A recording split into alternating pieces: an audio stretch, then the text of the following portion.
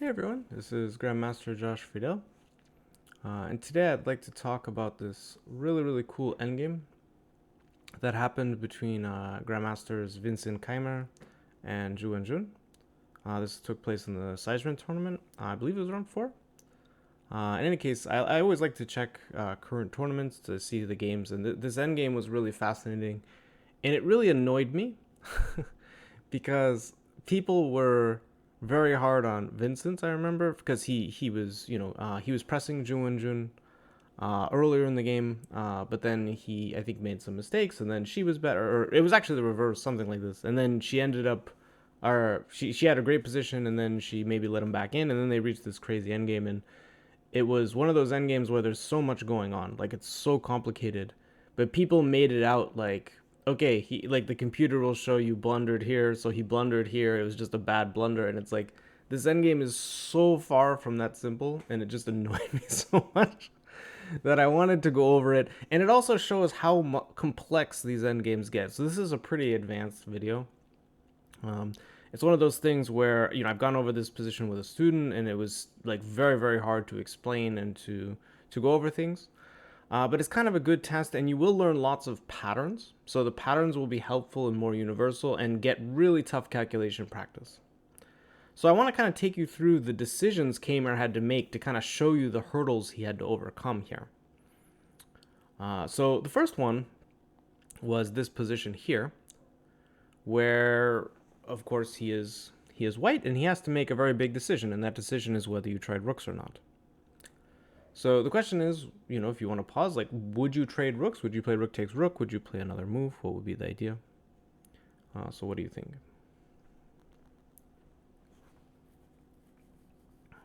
Now, there are definitely decisions you have to do really difficult calculation to make. Because if you trade, for example, into a king and pawn endgame and don't know the result and you just lose, you feel kind of bad. Whereas sometimes if you keep pieces on the board, you'll have more practical chances, things like that. Then there are decisions like this, and I actually think that now, I mean, at this point, Wenjun had like a few, they each had like, 3 to 6 minutes left, right? I don't know how accurate the clock times are here, but basically, it was not like a ton of time, but they have a bit. But a decision like this, I actually think is not so difficult for white. And the main reason is because you realize how bad your position is. So, for example, if you were to try to move your rook here, just for instance, right? And black plays check, you have to go back, and maybe even something like rook c4, just going after this b pawn, you realize your position is absolute garbage, right? It's like you're just going to lose, most likely. Probably pretty quickly, even. Like, I don't even know if this is the best line, but it just looks horrible, right? You're going to lose, almost for sure. You're down a piece for 2 pawns, and it's kind of like, if the rook gets in and starts taking these pawns, I'm going to have dangerous passers. It's just a huge mess, right? The only move I would really consider apart from trading rooks is a move like a6. But I thought here, and again, I try not to use computer as much as possible. Here, unfortunately, it was inevitable to see some things. But this was the move that I thought was annoying for white, and largely because if you push the pawn and I go here, I'm going to be able to just win the thing. And then once I win that, I can go after this pawn. Notice how the knight and pawn combine well. The king can't really approach so easily. So something like this, and then if rook here, you have this check, and the problem is that even if you go closer, I can at the very least take. The knight looks a bit out of play, so maybe this is actually one, option. You have this check, but the problem is that, like, even if I have to move my king back, just for instance, and I bring my knight back in the game, this is going to be very annoying. Maybe that means you should actually come up and try to play this way. And maybe then I go back. I don't know. I mean, there's also this rook check in some positions, not immediately, because the king would just go back. But I would say that this kind of thing, it's very unlikely to be good for white. It looks lost to me. So a lot of it's a judgment call. It's hard to calculate everything perfectly, but I would say that even if I had to go back to b8 instead of b6, it looks really awful. So rook takes rook, the main thing to realize with rook takes rook is to make sure you're not losing immediately. So one important feature is that if the king were to take on b4 and I play a6, this is a problem because the knight can no longer check. So of course the knight can come back and defend against the pawn, but that's definitely the wrong direction for black. Black does not want a passive knight. Passive knight is very bad, so black takes here. So just to show you, so this was the first decision Keymer had to make. He actually thought quite a while, which is understandable. It's a big commitment to take this rook. But now he has the choice, right? He can go king e4, king c3. This is already a fairly big choice. So to give you an idea of how it goes, why don't you try to figure out why maybe he rejected the move king c3. So take a moment, try to figure it out. Keep in mind, he doesn't have a lot of time, but he was able to reject the move king c3. Why would he reject king c3? So there's actually a lot going on with this. So the hardest part about these positions is keeping track of different winning approaches for black. Because the problem is, because black has pawns here and here, it means that you have two potential pawns that if they get lost, you probably lose the game immediately unless you can stop that pawn. So for example, after king c3, again, I'm not, this I really tried not to check, but knight c6 I think is very, very good. So the idea is that if you take this pawn, I don't take on a5. I play check and I take this pawn, and now you lose this. And the problem is that even though, and actually probably the king would go here, but it doesn't really matter. Even though these pawns look tough, it's very difficult for these pawns to beat a king quickly. Even if I go here, right? If you go b6, I simply come back. These pawns take forever to move. This king has to go all the way around for those pawns to move. And to be able to make a threat, right? Of course, you can play b5 and sack a pawn, but this pawn's never queening, right? So it takes so long. If you play here, I still have to bring the king all the way around. So it just takes way too long to make a threat. So these side pawns are actually not that effective against the king. It takes a long time. And by that time, I'm going to take this pawn and create a queen. I could create like 5 queens by the time you make a threat, right? I understand I don't have that many pawns. It's exaggeration. Exaggeration. I like to pretend my audience gives me a hard time just for fun. So, knight d6. So I probably should push this pawn, right? To make it less easy to take. Of course, you could play a move like f4, but the problem is that after takes and takes, I've already captured one of my pawns back. It becomes not so clear. I also have other options, possibly, but that looked simplest to me. So the move a6 is what irked me a little bit. I did kind of make up that word. So what I really want to do, and this is the key point, right? When you're playing black in a position like this, you want your knight to be able to roam free because it moves a lot faster than a king. So if you consign your knight, if you put this knight to defending against this pawn, you're essentially playing a king and pawn endgame where you're down this pawn and about to lose another. So it's really essential for black that you use the king to guard against this pawn. So now this knight is free to move, which means that a move like king takes b3 is terrible because you take this pawn and go after this, and this is over. So the real tricky part is what happens if white plays f4. So what should black do here? This is actually another really good question if you want to try to figure things out.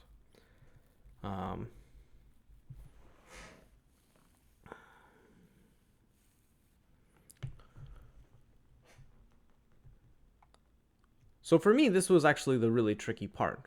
So a lot of it is figuring out what does white need to draw? What does white need to draw?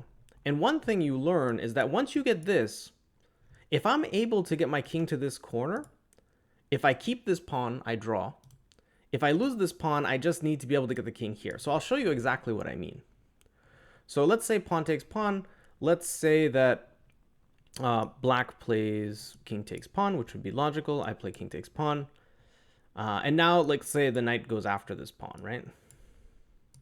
So I'm going after the pawn. I'm excluding the fact that maybe I could push this pawn. I actually just want to show a very particular point. If the king gets here, it's actually a draw. It sounds really strange. Pretend these pawns aren't even on the board. This is actually a draw.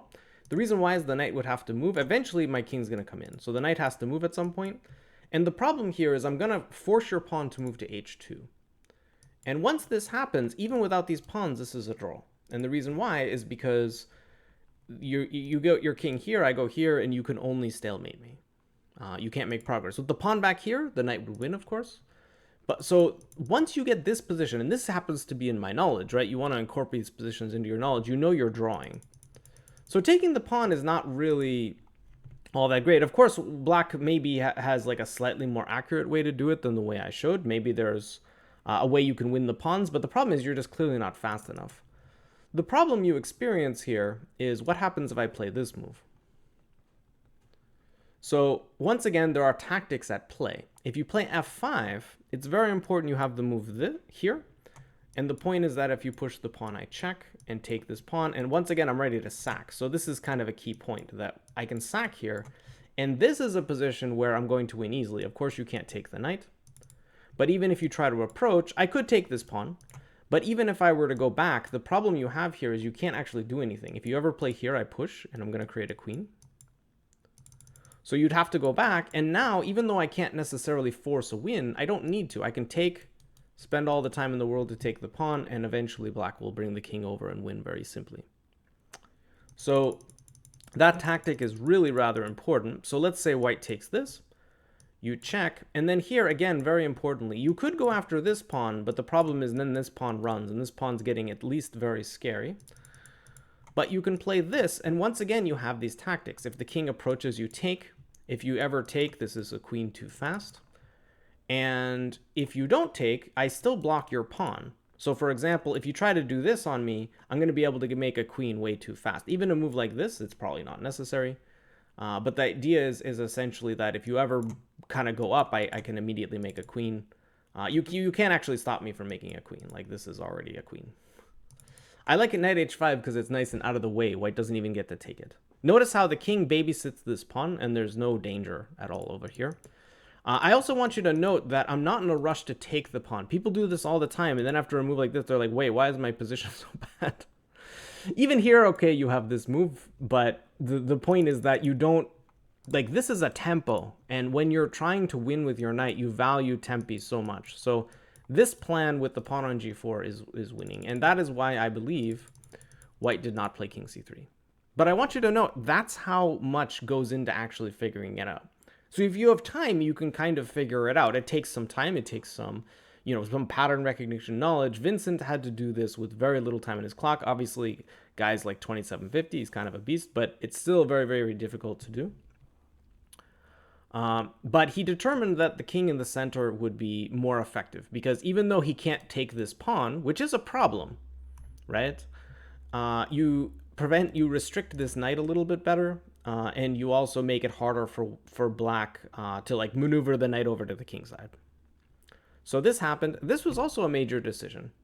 So in the game, king c4 could have been played. King b5 was played in the game. But after king c4, white only has one way, I think, to try to hold the draw here. So what do you think that might be? This is where precision really comes into play. And again, you'll notice there are so many tactics. So when you're calculating here, make sure you're always looking at different pawn pushes and different tactics. That's the hard part to figure out. Make sure you look at each pawn push. You look at each knight move that with potential forks, right? So to give you an idea here, and again, pause if you want to try to figure this out. But after f4 takes, pawn takes, the problem you have is that after knight d3, you can't push, right? If you push this pawn, I give a check and take. And the problem you have here is my knight will get back in time. Like if you play here, I can play this move. If you go here, I have a check. This is very important. And I can even take this pawn. And the problem you have is that you're just way too slow. I take this pawn, I get a queen way too quickly. So you can't actually do that. And the problem is if my knight gets back, then I'm going to be able to simply guard against the pawn, essentially. And then my king eventually will come in this way. So for example, if you try to go back and do this, the problem you have is, again, I go here, I have this move, so you can't push. I'm going to blockade. And the problem is you're going to eventually run out of moves. I play something like this. If you go back, I can play here. And again, your king is just getting corralled. You can never leave this. If you have to go backwards, eventually I am going to try to take something. Notice how I don't have to take immediately even, right? Like if you play, for example, this move, I can go here first. I mean, this is just not competitive anymore, but something like this, and I'm threatening to take the pawn. This is going to be quite disastrous. So this is already like not very close. And the problem is if you try to go up, I go here, and you're at kind of an impasse, because if you play here, at the very least, I can always check and take your pawn if I need to. And if you push, of course, I take your pawn. Go here, and it's over. So this does not work. If you push, the problem you have is now I'm actually able to take this pawn. and play, for example, this move. And even though I let you queen, I have this guy. And the problem you also have is you have to be very careful with your king. At the moment, you can't. So first of all, black's still up a piece. This is important to note. And you have a pawn. It's not like you have to win with the queen and knight necessarily. That's very important. That can be difficult. But notice how if you do something like this, I check and skewer you. So you have a problem. You have to go here. I can play a move like, for example, Queen A1 or Queen B2. I think this one was what I wanted. So the general problem again is you can't go back because I give these checks again. So you have to go. You can't go here because of this check. This is all common patterns. And here I get my knight in with check. And for me, this would be enough. Like you're not going to survive with the knight in.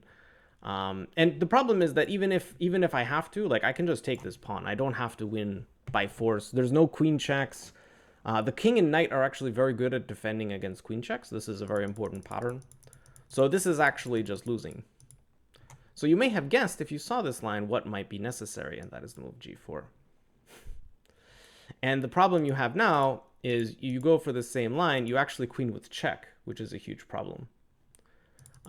You have to be a bit careful. So for example, here, or not here, sorry.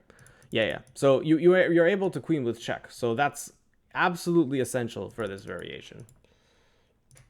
There are moves like, for example, there is a move like f3 here. I think is definitely worthwhile. And here it's very important that you take the pawn.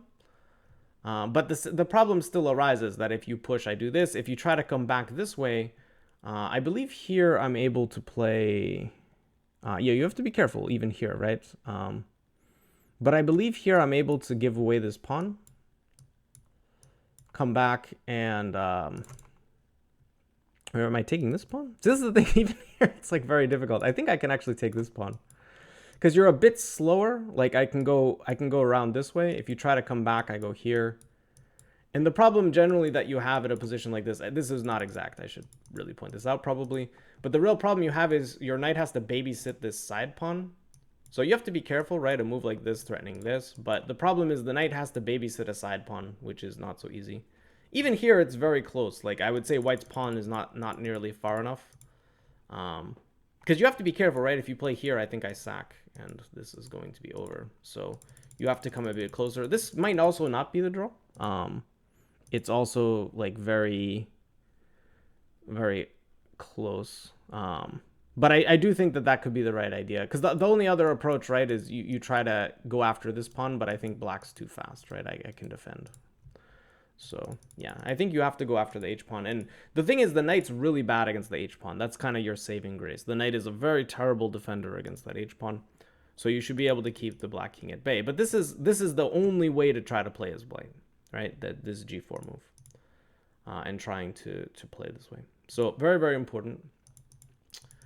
In the game, king b5 was played. And here, f4 takes... This is a tougher call for me. I actually think g4 is an easier draw. And the reason why I want to show you is there's this very nice pattern you have. So g5, knight c6. Here it's very important. If you play g6, I play f3. So king takes here. And this actually I do believe is losing because you gave up a couple tempi on that line. So the king's much, much faster if you try to go after this pawn. And the problem here is that if you try to get a queen, even though you take this pawn, for instance... you're just not going to perpetual me here. This knight is such a great defender. So for example, a move like check even, I can take this pawn next. I think it's not going to be super competitive. I think this is going to be a fairly simple win. Because again, like the king can kind of hide here, and the knight's such a beautiful piece at guarding against queen checks. So something like this, just for instance, here... and eventually I will be able to run you out of checks. It might take a few moves. But the key is often you just have to make sure, like find the way to kind of diffuse the queen's power a little bit. So it might mean something like this. And this is actually a common kind of thing where you play like this, and the whole idea is if the queen checks here, you go here, and see how the king and knight actually stop all the queen checks? The queen has no checks. Very cool pattern. Something to note. And if you try to check here, now I think I can block with the queen. No, I cannot. You trade. So the thing, it's like even these positions are so complicated. So I probably have to run you out of checks in a different way. So there are many ways that you can try to do this though. So even here you probably, I don't know, you still check on c4. So even here it's not like absolutely trivial, but generally speaking you should be able to run the queen out of checks, whether it's with a move like knight b4 is also very possible. The idea being check, and here this might actually be a slightly cleaner way to do it. But you get the idea, right? Like you should be able to run the queen out of checks, but even that's not like super simple.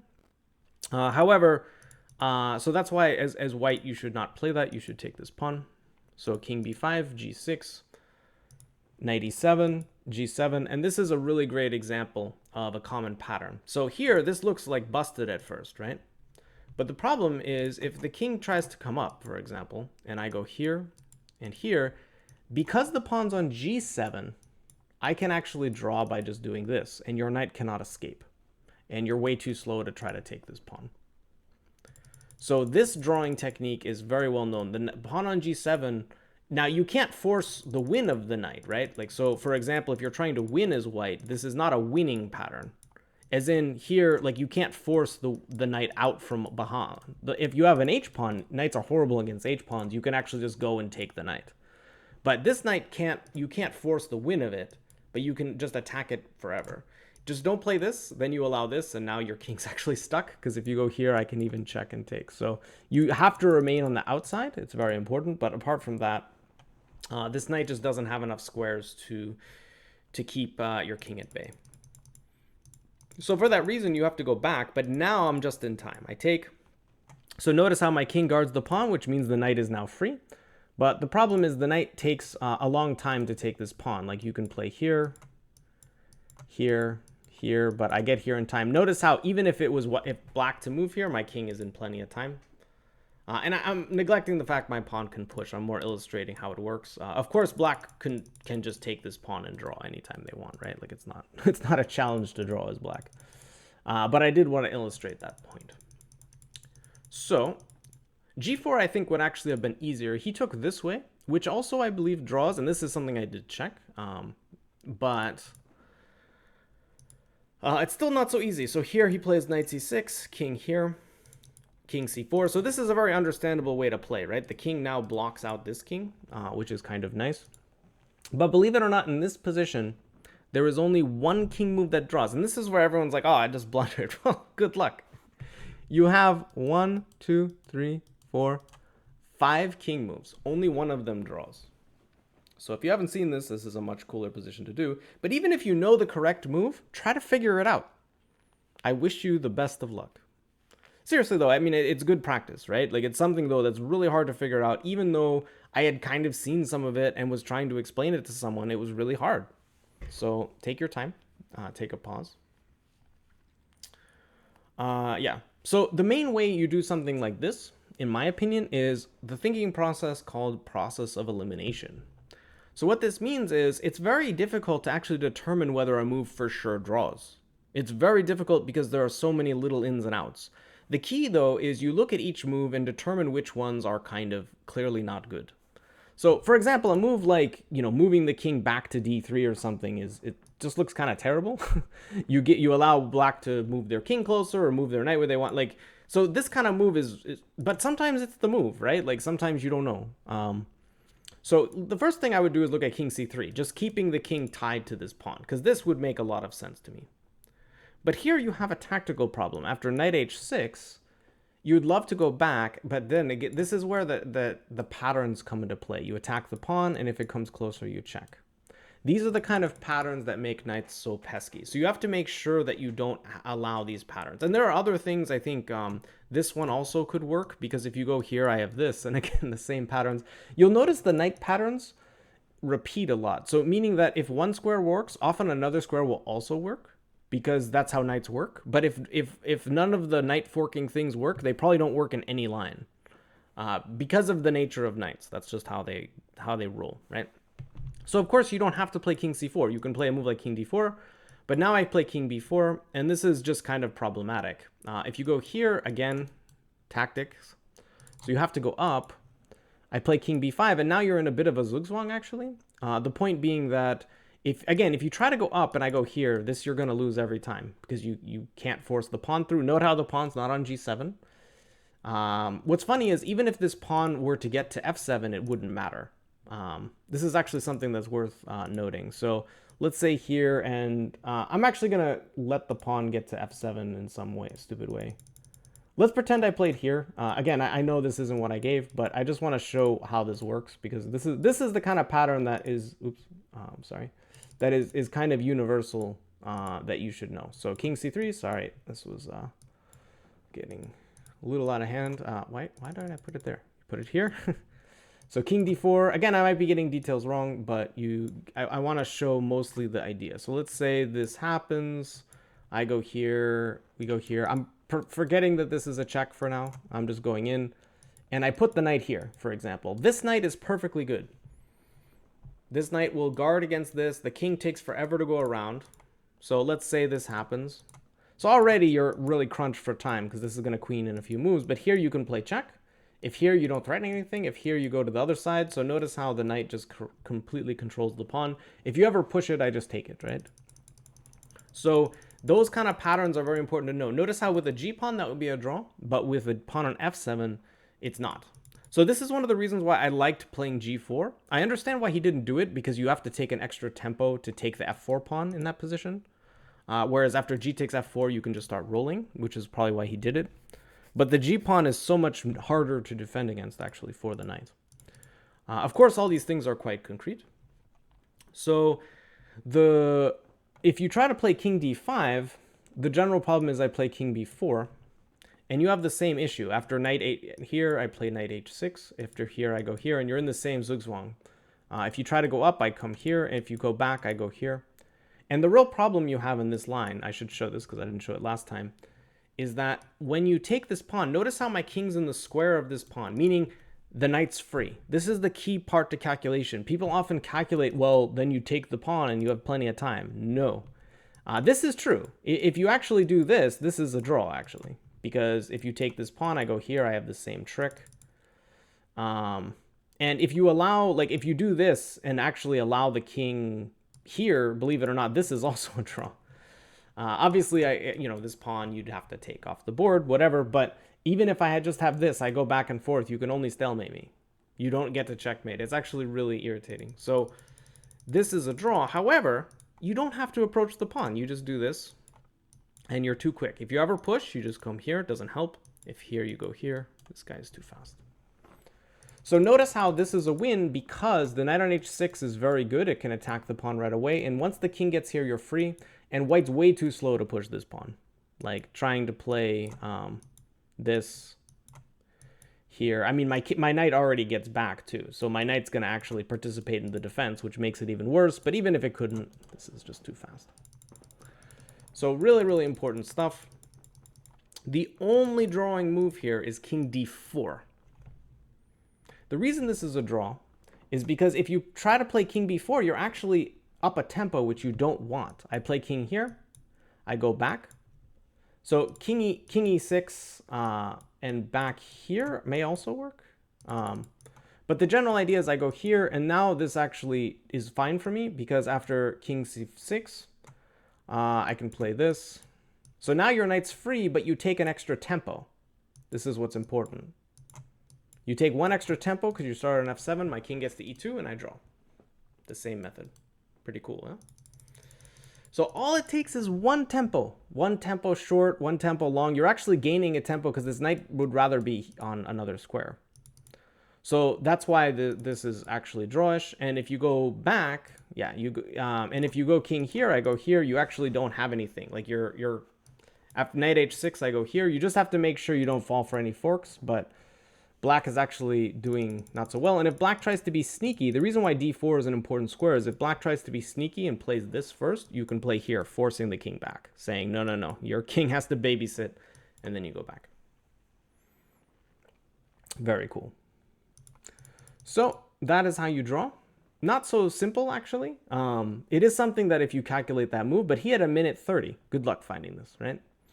So not such a simple blunder. After all, he played king c5, which looks very logical, keeping this king at bay. The problem is that after knight h6, he's out of moves, right? If king c4, there's this problem again.